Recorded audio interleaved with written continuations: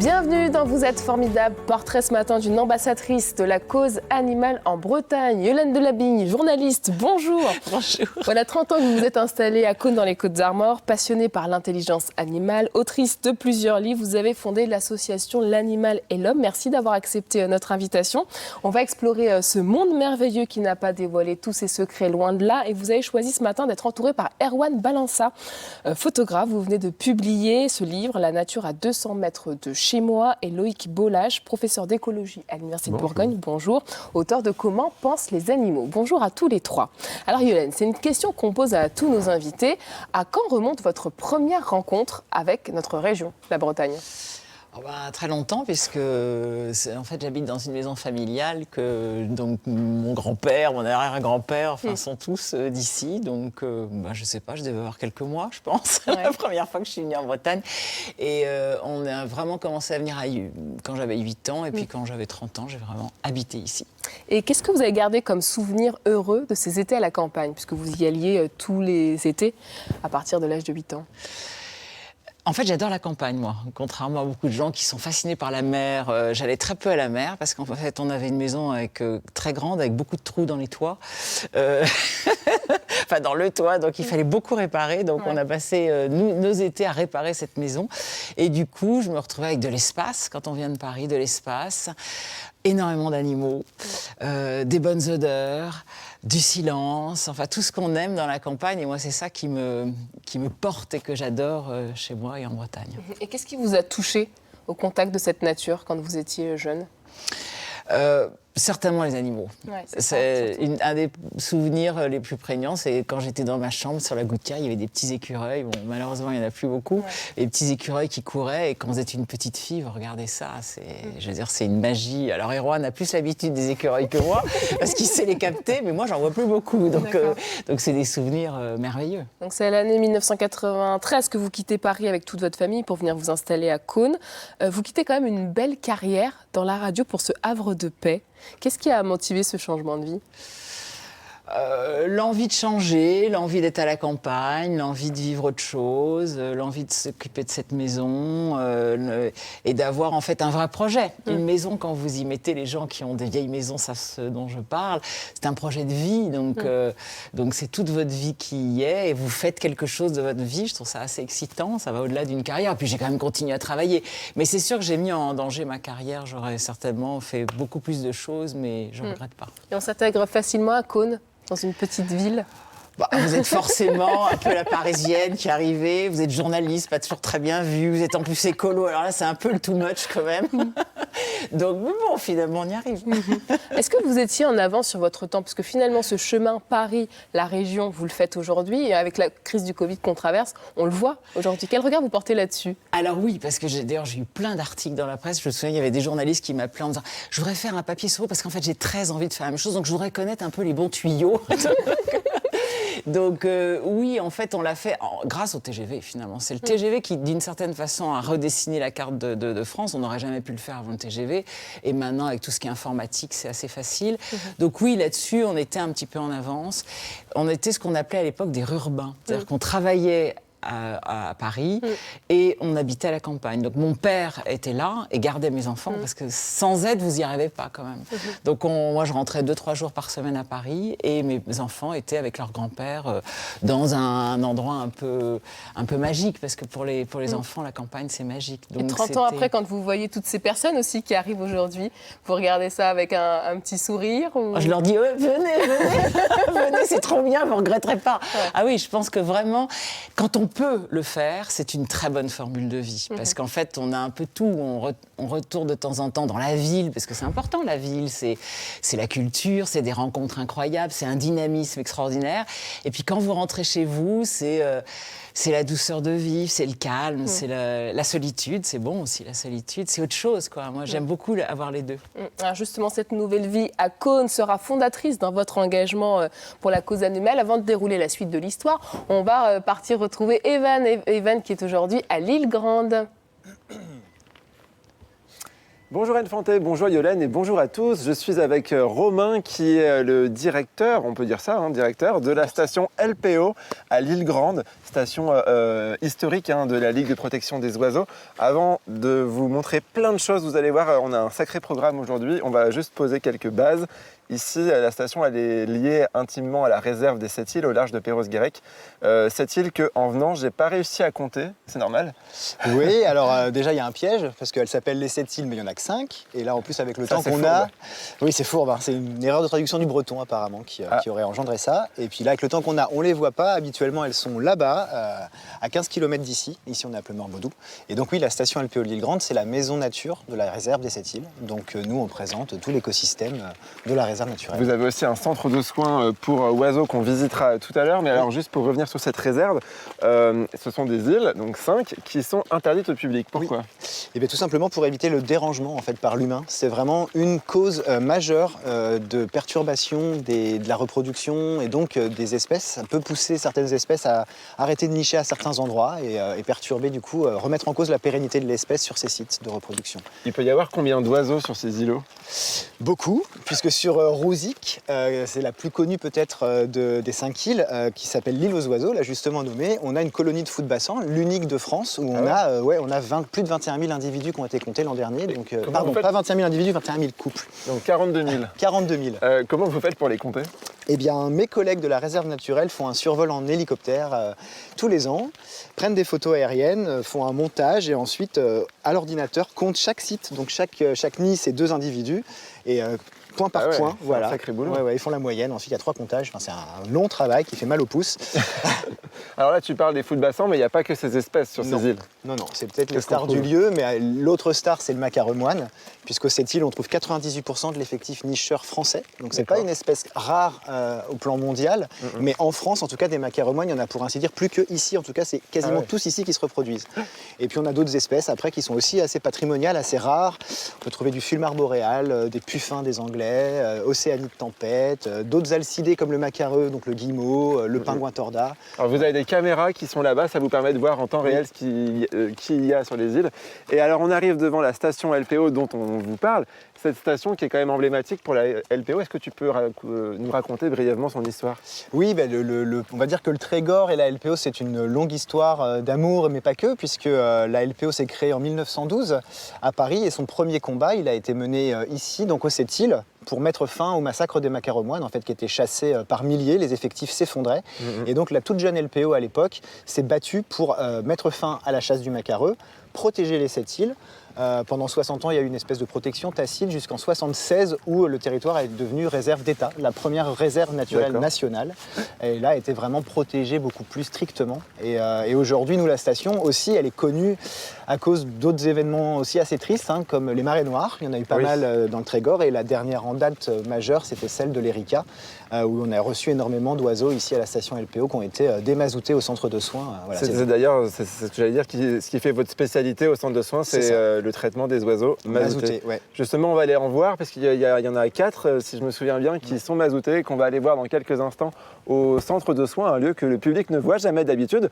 Yolène, est-ce que vous êtes déjà venue ici ? Parce que franchement, ça vaut le détour, c'est trop bien. Jamais, mais alors ça me fait vraiment rêver. Franchement, déjà, c'est passionnant ce que vous venez de dire et j'ai très envie d'y aller. Je vais marquer ça dans mes tablettes. Écoutez, je pense que tout le monde sera ravi de vous accueillir, en espérant qu'il ne pleuve pas comme aujourd'hui. C'est pas grave, on est bretons, c'est OK. Allez, merci beaucoup, Evan, à tout à l'heure. Justement, Yolène, vous nous avez dit en préparant cette émission, c'est grâce à cette nouvelle vie à Cosne que je suis devenue écolo. Comment ce territoire a-t-il construit finalement votre engagement ? Parce que comme beaucoup de citadins, je ne me rendais pas du tout compte de ce qui se passait. Et puis, quand je suis revenue justement en Bretagne, je n'ai plus retrouvé la Bretagne de mon enfance. Les écureuils n'étaient plus là, la plupart des oiseaux ne chantaient plus, il n'y avait plus de vers luisants, il n'y avait plus de... Et ça a été un vrai choc, en fait. Et là, je suis devenue très, très écolo. J'ai compris, en fait, que le petit message que j'entendais, mais qui me paraissait très abstrait. Là, j'ai vraiment compris et je me suis dit, ça ne peut pas continuer comme ça, quoi. C'est pas possible, là, il faut vraiment bouger. Et donc vous avez décidé à partir de ce moment-là de militer ou de vous dire juste je fais les bons gestes pour moi d'abord ? Non, j'ai décidé de faire ce que je savais faire. Comme je suis journaliste, j'ai fait des trucs de journaliste. Donc j'ai d'abord créé une fête. J'étais très obsédée par, maintenant ça paraît un peu banal, mais à l'époque c'était assez nouveau, par l'idée de rendre l'écologie joyeuse, positive, désirable. Voilà, ça c'était mon grand truc. Donc j'ai fait une fête un peu rigolote avec des clowns, des défilés de mode, mais en mode recyclé, etc. Et puis après j'ai écrit un journal qui s'appelait Néoplanète, où tout était joyeux, il y avait des people, il y avait des recettes de cuisine. Notre baseline, c'était l'écologie, c'est un nouvel art de vivre, ce dont je suis persuadée. Aujourd'hui je ne vois encore. pas en quoi c'est forcément punitif. Donc voilà. J'avais une question sur cette dimension écologiste. Quand on enseigne cette discipline, est-ce qu'on est forcément écolo? Loïc Bolache. La colle. Oui, c'est ça, c'est la question piège. J'étais pas préparé, j'ai mal révisé. Oui, enfin, je pense que, enfin, je l'espère. En tout cas, c'est mon cas. Moi, j'ai une sensibilité d'écologue, on va dire plus d'écologistes, mais qui se rejoignent assez souvent. C'est avant tout, un peu comme Yolène, c'est l'émerveillement de la nature petit qui m'a fait choisir à un moment donné cette voie. Parce que quand on voit le spectacle de la nature tous les jours et qu'on est sensible et qu'on sait observer, ça c'est assez important, je pense qu'Erwan en parlera. Lorsqu'on sait observer, on voit des choses formidables juste autour de soi, autour de sa maison, dans son jardin. Mais justement, Erwan Balança, en discutant, pour vous, l'étiquette d'écolo, elle n'est pas forcément évidente à porter. En fait, c'est assez complexe parce qu'en fait, quand on commence à s'intéresser déjà un peu à ce qu'on fait soi-même, on se rend compte qu'en fait, il y a plein d'endroits où ça fait mal. Donc, on est loin d'être parfait. Moi, j'ai toujours vécu dans la nature, j'ai grandi à la campagne, j'ai eu la chance d'avoir un grand-père bûcheron, un père qui, on avait quasiment tous les légumes qui étaient issus de notre jardin, sans traitement. Donc, c'était il y a presque 50 ans maintenant, il était vraiment en avance. Mon père, qui n'était pas naturaliste, avait beaucoup de respect pour le crapaud commun qui était dans le jardin, on le déplaçait si jamais il bêchait à cet endroit et tout ça. Et donc, je crois que j'ai toujours été là-dedans, ça m'a toujours animé, fait vivre et m'a émerveillé. Et en même temps, c'est vrai que je regarde ma conduite, même sur plein de choses. Je me dis, il faut que je fasse attention à ça, il ne faut pas que je fasse ça. Et pour mon travail, j'ai voyagé en prenant l'avion. Non, mais c'est des choses, en fait, c'est difficile. Et même le fait de vivre à la campagne, finalement, c'est pas très écolo, parce que l'habitat de campagne est plus gros consommateur d'énergie que quelqu'un qui habite dans un appartement en ville. Donc on est pétri de ces contradictions-là, Complètement. et on essaie à chacun à son niveau de coller à ses valeurs. En fait, c'est un peu l'histoire du colibri et de la forêt. En fait, la forêt prend feu, et puis il y a un colibri qui vient, qui ramène des gouttes d'eau et qui essaye d'éteindre. Et il y a des animaux qui lui disent « mais ce que tu fais sert à rien ». Ouais, enfin, je le fais quand même. Et si tout le monde, quelque part, a la démarche du colibri, je pense qu'on peut faire avancer les choses, mais c'est vrai qu'on ne peut pas demander aux gens, et même nous, on n'est pas, je dirais. Donc c'est pour ça que je dis, je me sens pas écologiste par rapport à ça, pas à 100% en tout cas. On ne peut pas être parfait, et notre vie, notre action a forcément des côtés très négatifs sur l'environnement. Et justement, vous venez de publier La nature à 200 mètres de chez moi, aux éditions Elmer. À quoi elle ressemble, cette nature ? Alors en fait, j'ai choisi vraiment 200 mètres autour de chez moi parce que je voulais un site qui ne soit pas un grand site exceptionnel. J'ai le lac de Grandlieu qui n'est pas très loin, qui est un lieu incroyable en termes de population d'oiseaux et tout ça. Et là, autour de chez moi, si on veut, c'est un petit bois ordinaire avec un morceau de prairie et une friche. On se promène là autour de Rennes, on va trouver des dizaines de lieux comme celui-là. Et en fait, ce qu'il y a dans ce lieu, c'est qu'en fait, il y a des choses incroyables et merveilleuses. Donc, si on prend le temps de regarder, si on est capable de s'émerveiller, autour de nous, on a quand même on a plein de voisins, en fait. Il y a à peu près 10 millions d'espèces sur la Terre. L'être humain, c'est une espèce parmi tant d'autres. Et ces 10 millions d'espèces, ou un peu plus, compter c'est compliqué, mais ont quelque chose à nous. D'ailleurs, c'est grâce à elles qu'on vit, c'est grâce à elles. On tire tout, en fait, de ces animaux, de ces plantes. Et donc, du coup, c'est merveilleux d'observer tout ça. Et tout le monde peut, quelque part, regarder la nature à 200 mètres de chez lui, je pense. Justement, Yolène, vous avez souhaité que Erwan soit là. Pourquoi il vous inspire, en quelque sorte ? Par rapport à son travail, on voit d'ailleurs de très, très jolis clichés. Parce que je pense que la photo animalière ou la photo de la nature d'une façon générale, ce sont comme des témoignages de justement ce qui est en train de disparaître. Donc je pense que c'est des métiers très importants qui, je pense, ne sont pas toujours très faciles et qu'il faut soutenir parce que c'est grâce à ça et grâce à des films, évidemment, qu'on voit ça. Je reviendrai quand même sur ce qu'il disait. Il y a une chose, moi, sur laquelle je me bats toujours, c'est cette espèce de notion un peu religieuse, écologique de la perfection, d'être vertueux, etc. Moi, je suis très contre ça. L'idée n'est pas d'être parfait. Personne n'est parfait, heureusement, donc on s'en fout d'être parfait. Moi, il y a 2 mots que je trouve importants sur l'écologie, c'est le mot respect, parce que le respect, en fait, quand on respecte la nature, on finit par respecter les autres et on se respecte soi-même, et c'est quelque chose qu'on oublie un petit peu aujourd'hui. Et puis la connaissance. Et en fait, dans l'écologie, je crois qu'on a tous pollué comme des malades et on continue parce qu'on ne sait pas. Pendant des siècles, on ne savait pas. Et ce qu'il y a de passionnant aujourd'hui, c'est qu'on commence à savoir, on commence à comprendre. Et c'est là où on est dans un espèce de basculement de monde qui est passionnant en même temps. Et c'est pour ça que le rôle de Loïc Bolache ou d'autres est très important. Je pense qu'il faut tous qu'on apprenne ce que c'est que la nature, qu'on revienne un peu, que notre melon dégonfle un peu et qu'on arrête de se penser supérieur parce qu'on est juste des animaux évolués, mais des animaux parmi les autres. Et à partir de là, on ne revoit plus la vie de la même façon. En fait, pour moi, l'écologie, c'est une façon de voir la vie et c'est une façon de se voir, qui suis-je, où vais-je, etc., par rapport au monde, mais ce n'est pas d'être parfait. Je crois qu'il faut lutter contre ça parce que sinon, c'est très décourageant pour les gens. Est-ce que ça veut dire aussi que dans cette écologie joyeuse, en tout cas optimiste que vous prenez tous les trois ici, ce n'est pas par la terreur aussi qu'on arrivera à faire évoluer les mentalités, puisqu'on a toujours ces discours alarmistes du GIEC qui dit que voilà, on a arrivé à un point de non-retour et en même temps, chez chaque année, le même constat. Comment on fait aujourd'hui pour que les gens puissent prendre conscience de cela, même quand on habite en ville comme moi? Alors, je pense que le discours du GIEC est très important. Il est surtout très important pour nos politiques. Et même si on a du mal à croire que certains hommes ou femmes politiques ne soient pas aujourd'hui au courant de ce qui se passe. Mais je pense que dans l'idée de l'éducation à la nature, à l'environnement, à l'écologie, ça passe surtout par les enfants. Et l'écologie, entre guillemets, joyeuse, que prône Yolène, on la retrouve chez les enfants. Vous emmenez des enfants se promener tout de suite dans la nature, ils vont voir 2 cloportes et un crapaud, c'est Indiana Jones pour eux, quoi. Ouais, et c'est là-dessus qu'il faut jouer. Et du coup, on peut leur montrer des choses. Il y avait une très belle photo d'Erwan d'un écureuil. Moi, je pense que c'est un de mes plus beaux souvenirs, c'est le combat que j'ai dû mener des années contre un écureuil, combat pacifique, pour l'empêcher de venir manger les graines que je mettais aux mésanges, et toutes les astuces qu'il a trouvées, en fait, pour arriver à faire en sorte qu'il puisse grimper. Donc il se mettait sur le toit de la maison, il sautait. Donc j'ai inventé 50 000 stratagèmes pour l'empêcher de monter sur un tout petit poteau pour venir manger les noix que je mettais pour mes mésanges. Et j'avais 10 ans. Et tous les jours, il arrivait à passer outre. Et donc c'était un combat merveilleux avec cet animal qui est d'une intelligence et d'une curiosité incroyable. Erwan Balanza, pour prendre une photo comme celle-ci, c'est combien d'heures Je compte plutôt en jours, en semaines. En fait, il ne vous a pas dit en années. Mais c'est de l'ordre des années. En fait, en plus, c'est une photo qui est faite au grand angle. Donc là, l'écureuil est très très près en fait, de l'objectif. Il a quelques centimètres. Ouais. Donc c'est très long. En fait, il faut déjà passer beaucoup de temps à observer l'animal, comprendre ses habitudes, savoir où il passe, pourquoi il vient là, qu'est-ce qu'il fait là. En fait, souvent, j'ai beaucoup d'amis qui sont branchés oiseaux, tout ça, qui les observent avec des jumelles ou des longues vues. Et quand eux ont fait une belle observation, moi, le travail commence en fait. Alors le travail, je dis c'est en rigolant, mais il va falloir que je comprenne pourquoi il est là à ce moment-là, cet animal, qu'est-ce qu'il fait là, où est-ce qu'il va passer pour repartir, est-ce qu'il sera là plusieurs jours. Et puis du coup, le temps et la passion, c'est l'ingrédient de base. C'est pas l'appareil photo, c'est pas la marque, c'est pas tout ça. C'est vraiment la passion qu'on peut avoir. Et puis après, le temps fait que on voit des choses, on comprend des choses. Et puis, bien sûr, c'est merveilleux. Et on peut arriver à faire une image de temps en temps. Allez, on marque une pause pour aller retrouver Evan qui s'est rendu ce matin au centre de sauvegarde de la Ligue pour la protection des oiseaux.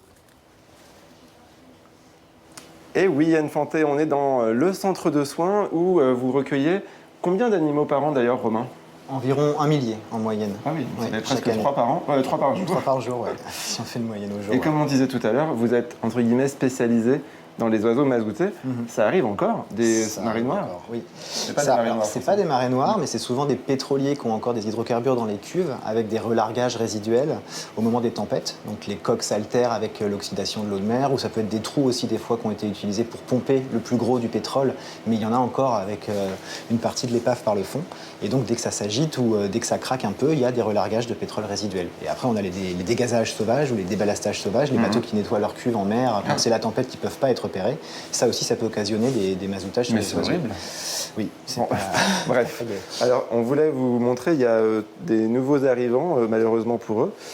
qui sont juste ici. Je te laisse peut-être nous expliquer ce qui leur est arrivé à ces petits oiseaux. Mais là, on a 3 guillemots de Troil, typiquement, voilà, qui n'ont pas encore été lavés, puisque nous, ici, on va leur donner un peu la dernière chance de se refaire une santé, de retrouver l'étanchéité de leur plumage en retirant le mazout qui les salit. Et ceux-là n'ont pas encore été lavés. Souvent, ils arrivent trop faibles pour être lavés tout de suite, donc ils doivent passer d'abord quelques jours en hospitalisation et on leur redonne des forces en les forçant à manger, parce que souvent, ils ne mangent pas à cause du stress et de la faiblesse dans laquelle ils sont.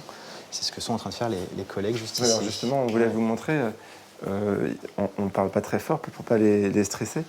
Donc ça, c'est le nourrissage? C'est un gavage en fait. C'est un nourrissage un peu forcé. Comme je le disais, l'oiseau, là, il ne s'alimente pas seul. Voilà. Donc, ce que fait Julie, c'est qu'en fait, elle lui enfonce des petits éperlans, si je ne dis pas de bêtises, dans le bec pour le forcer à manger et à reprendre des forces. Ça va lui permettre d'être lavé derrière, parce que c'est quand même une opération assez traumatisante, le lavage. Mais de toute façon, ces oiseaux-là, s'ils ne retrouvent pas un plumage sain et étanche, ils ne pourront pas chasser, ils ne pourront pas pêcher, ils ne pourront pas se tenir au chaud. Et du coup, on va les récupérer à nouveau échoués sur les côtes si on les relâche pas bien lavés, quoi. Alors, ce n'est pas le seul type de problème sur les oiseaux qu'on vous amène ici, le mazout. Ah non. Il y a aussi plein d'autres oiseaux qui sont en volière ou dans des cages un peu plus là-bas.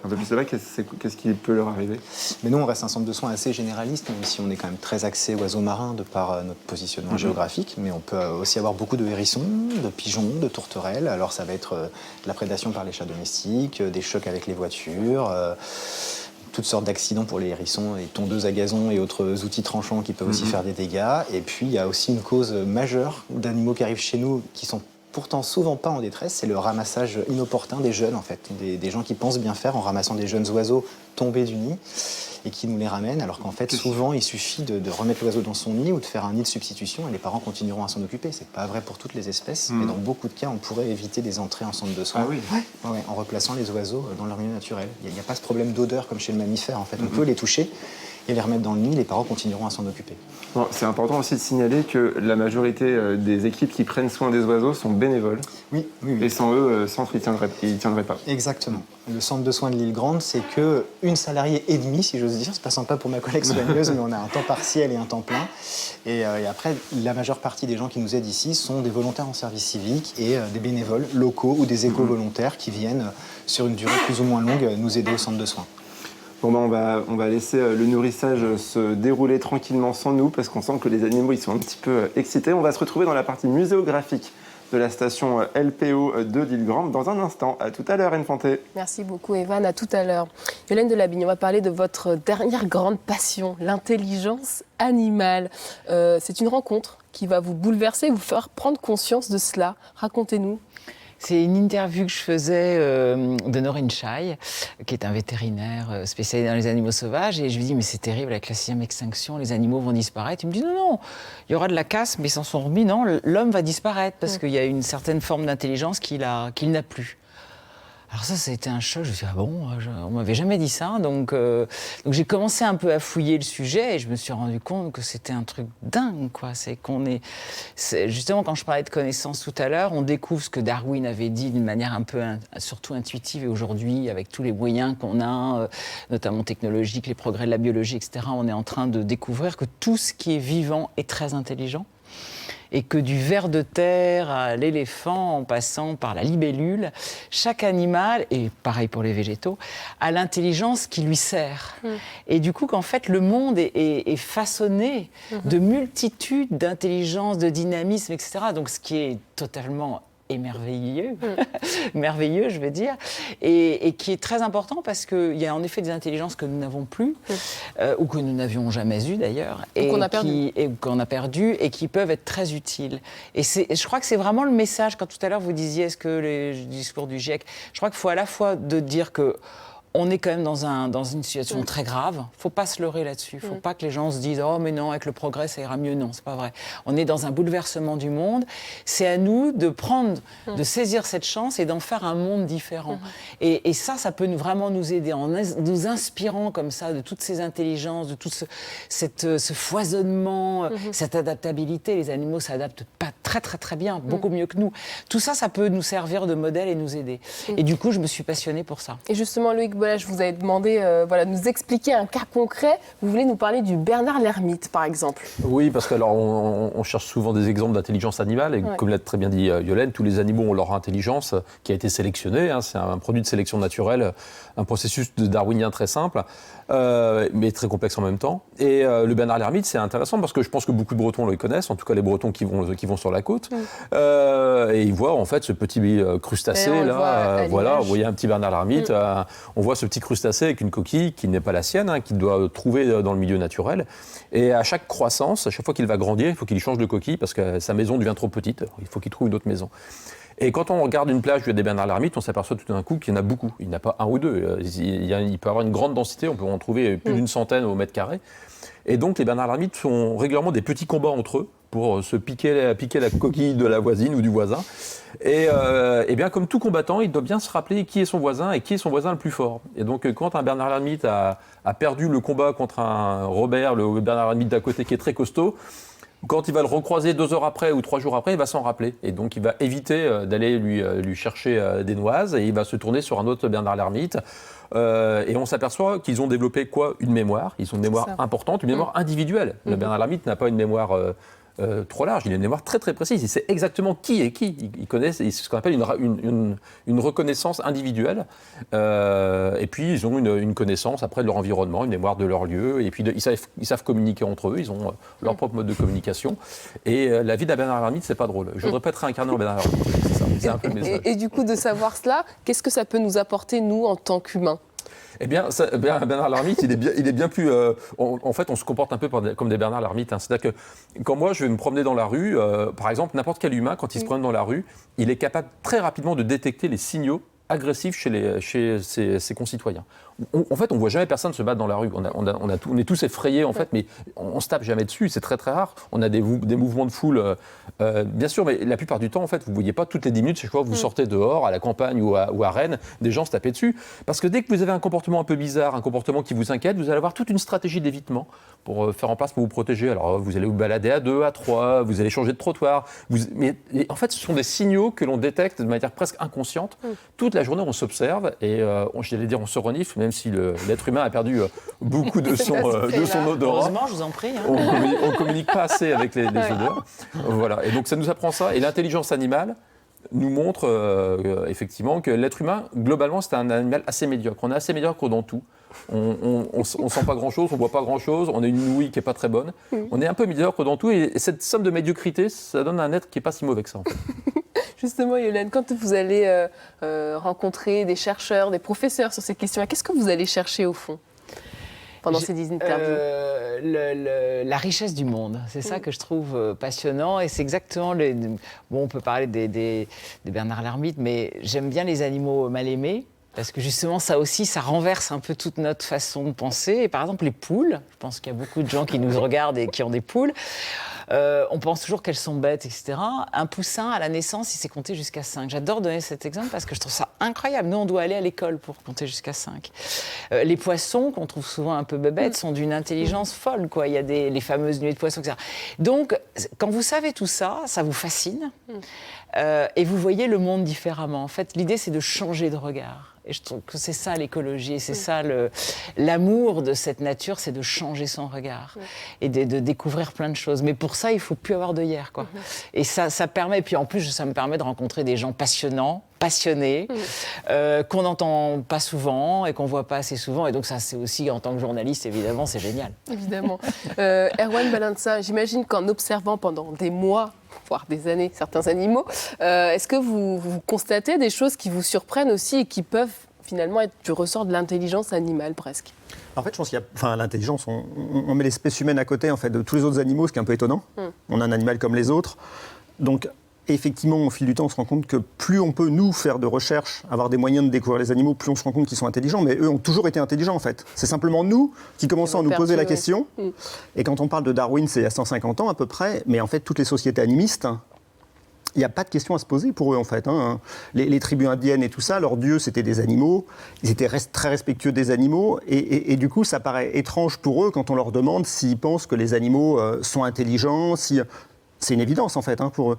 Et après, effectivement, chaque animal va être adapté. Alors moi, il y a des espèces, souvent la difficulté pour moi, c'est d'être assez près pour prendre des photos. Et il y a des animaux qui sont particulièrement craintifs et particulièrement en fait, vigilants par rapport à l'environnement. Et si je veux échapper à leur envie que je ne sois pas à côté d'eux, donc je construis des cachettes, je me cache. Mais certains animaux, c'est un affût, on appelle ça un affût, il va falloir que je rentre dans l'affût quand il fait nuit. Parce que s'ils me voient rentrer dedans, ils ne vont jamais venir. Et même certains animaux, il ne va pas falloir que je sorte de l'affût et qu'ils me voient sortir. Parce que s'ils me voient sortir de l'affût, ils ne vont plus revenir à cet endroit-là. D'accord. Et donc, il y a des choses comme ça. Et après, il y a les espèces qui sont différentes et les individus, en fait. Au sein de la même espèce, tout le monde sait, quand on a un chien chez soi, que ce n'est pas le même comportement que le chien de chez son voisin. Et les animaux sauvages sont comme les êtres humains. Ils ont tous aussi leur personnalité, leur style, leur façon de faire, même s'ils répondent à des grandes règles. Et moi, mon métier, comme je passe des centaines d'heures à regarder des animaux, et souvent les mêmes individus, oui, je finis par percevoir en fait, des différences d'un individu à l'autre ou des comportements étonnants qu'il n'y a pas chez son voisin. Oui. Et ce domaine de l'intelligence animale, est-ce que c'est quelque chose dont vos étudiants sont friands, Loïc Bolache? Ah oui, ils sont extrêmement friands. Déjà parce que ce sont des histoires naturalistes, donc ça leur apprend à observer, ça leur apprend à découvrir un monde qu'ils ne connaissent pas toujours très bien. Et puis c'est toujours des belles histoires, c'est-à-dire que c'est des histoires d'animaux, des histoires qui sont juste incroyables. Quand on voit les magnifiques photos d'Erwan, il y avait une photo de renard polaire, par exemple. Moi, actuellement, j'ai un projet de recherche en Arctique, sur le réchauffement climatique en Arctique. On a des petits renards polaires qui sont équipés de colliers émetteurs. Et eh bien, on a un individu qui se comporte diamétralement opposé par rapport à tous les autres. Ils ont tous un rythme de recherche de nourriture qui est à peu près équivalent dans les 7 ou 8 qu'on a équipés. Et il y en a un autre qui fait exactement l'inverse. Et donc, il a une personnalité. Alors, soit c'est parce qu'en fait, il ne supporte pas les autres, soit on ne sait pas, en fait. On ne comprend pas pourquoi il a un schéma de recherche de nourriture qui est totalement opposé aux autres. Voilà. Et ça, en fait, on comprend qu'il a une personnalité qui doit être différente, qu'il ne doit pas s'attacher à chercher les mêmes choses. Peut-être même qu'il a trouvé un autre moyen d'acquérir de la nourriture et qu'il n'a pas encore, il n'a pas été observé par ses collègues, donc il le garde un peu pour lui. Et voilà, n'importe quelle recherche sur le comportement animal et l'intelligence nous montre ce qu'a dit Yolène et Erwan, c'est-à-dire qu'on doit casser cette barrière de la hiérarchie. L'homme n'est pas au-dessus, il n'est pas au-dessous non plus, hein. Il est au milieu de ce gros buisson du vivant, on est dedans, quoi. Voilà. Et en fait, c'est une école de la tolérance, c'est ça que je trouve passionnant, c'est qu'on se rend compte que chacun, d'ailleurs chez les humains du coup aussi, quand on travaille sur les intelligences animales, on se rend compte qu'aucun d'entre nous n'est bête. Vous savez, on a tendance à penser qu'il y a des gens plus intelligents parce qu'ils ont un QI, mais le QI, ça ne veut rien dire, en fait. C'est une forme d'intelligence. Mais vous avez l'intelligence sportive, l'intelligence musicale, vous avez des milliers de sortes, enfin des milliers, des tas de sortes d'intelligence, moi j'exagère toujours. Mais je trouve, du coup, ça donne une tolérance formidable, c'est qu'on se dit que chaque être vivant, qu'il soit animal, végétal, humain, a son intelligence et son rôle sur Terre et qu'il a sa place ici. C'est formidable, je trouve que c'est pas une leçon de vie qu'on entend toujours, en tout cas on ne l'apprend pas forcément à l'école.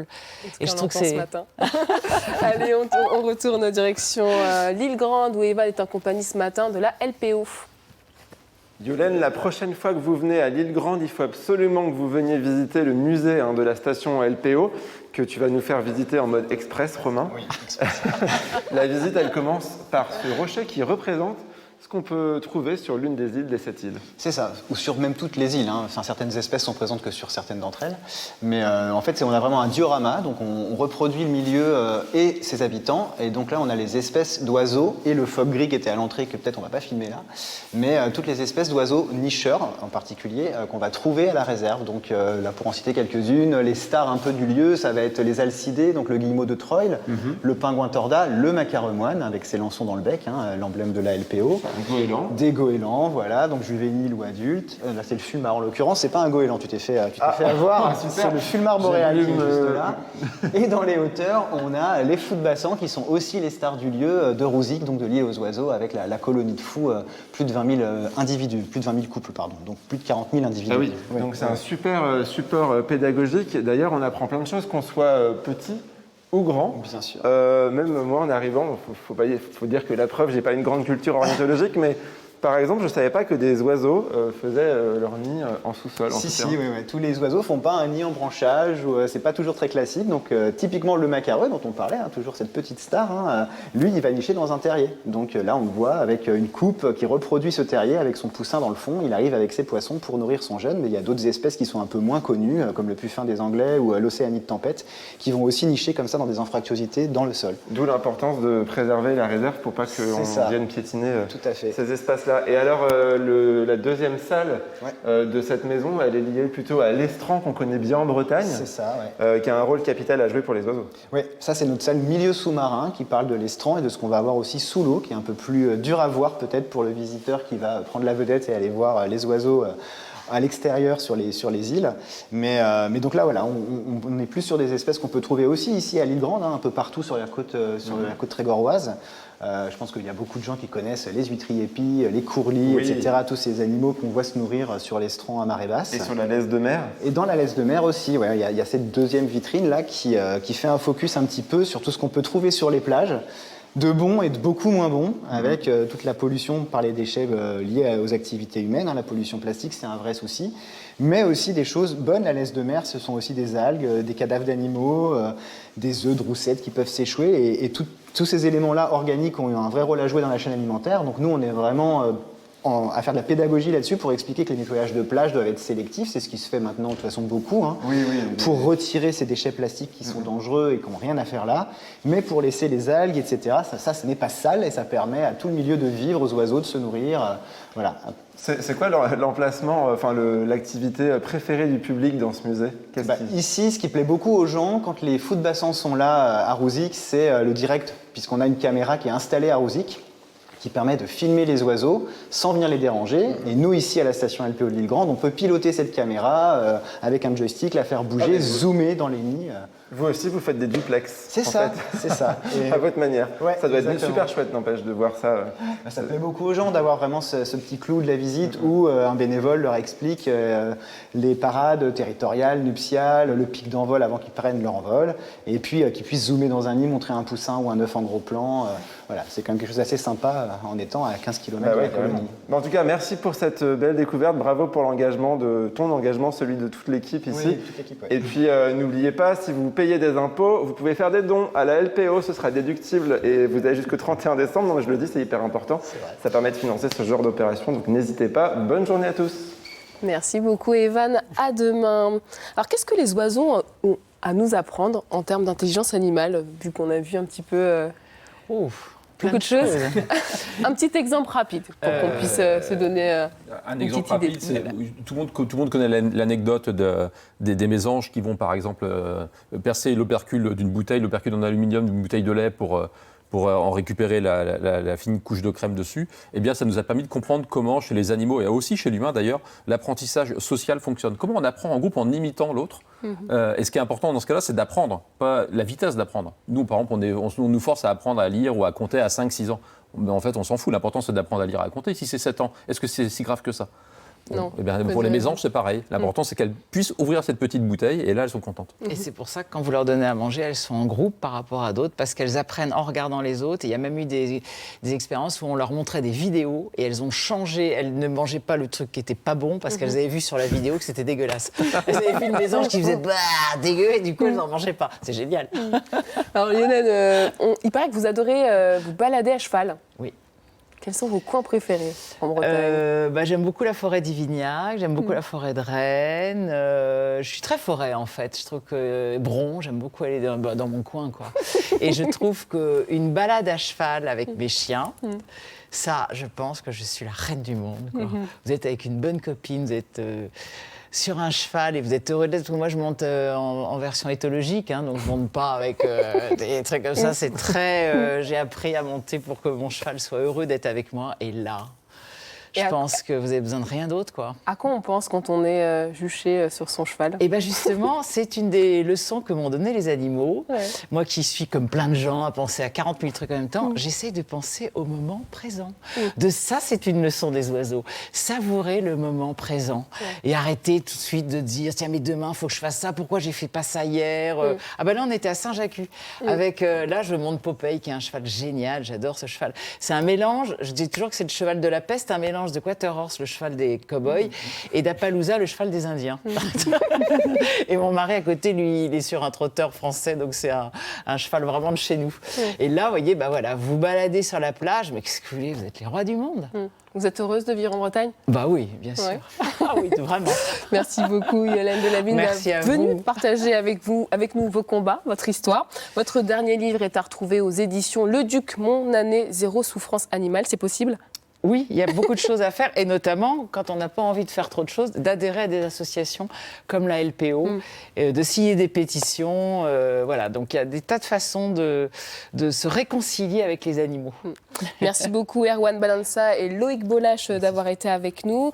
Alors c'est la petite tradition dans notre émission, on prend en photo nos invités formidables pour garder un petit souvenir de ce bel échange. Donc vous allez y passer. Yolène, merci à vous qui nous suivez chaque matin sur France 3 Bretagne. On se retrouve dès demain à la même heure, au même endroit. Bon, c'est parti. Ah bah oui, en vrai, je rigole pas.